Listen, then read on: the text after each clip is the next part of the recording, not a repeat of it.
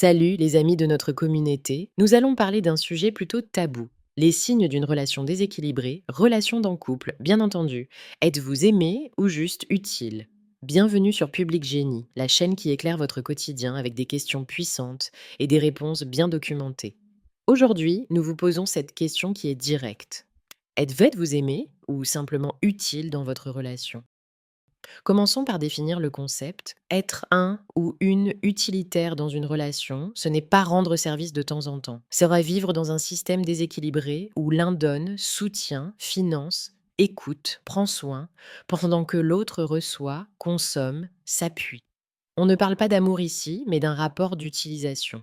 On devient une sorte de ressource humaine et émotionnelle. Concrètement, ça ressemble à quoi?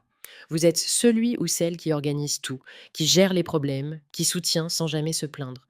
Vos efforts passent inaperçus et quand vous ralentissez, on vous le reproche. Votre partenaire vous aime quand vous êtes utile, mais vous ignore quand vous avez besoin. Quels sont les avantages, s'il y en a? Pour vous, l'utilitaire, vous vous sentez nécessaire. Vous avez l'impression de tenir la relation à bout de bras, mais ce sentiment flatteur est dangereux, car il masque une grande solitude, les inconvénients, épuisement émotionnel, perte de confiance en soi, frustration grandissante, risque de burn-out affectif ou de dépression. Et pour l'autre partenaire, il ou elle vit dans le confort, sans effort. Mais cela entretient l'infantilisation, le manque de responsabilité, et à long terme, cela détruit la connexion authentique. Alors, comment sortir de ce rôle utilitaire dans votre relation de conjugale? D'abord, 1. Il faut commencer par reconnaître le déséquilibre flagrant dans votre couple. 2. Mettre des mots sur ce que vous ressentez. 3. Exprimer vos limites avec fermeté mais respect. 4. Observer la réaction de votre partenaire. 5. Réinvestir en vous-même, amis, passion, projet. 6.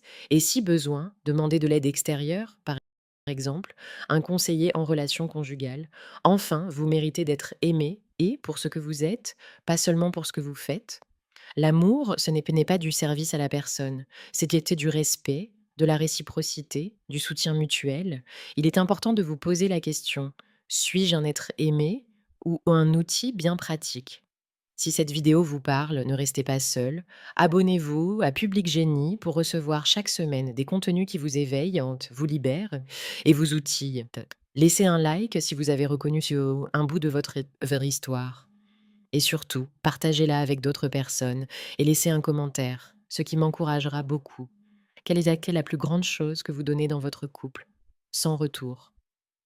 On vous lit, on vous comprend.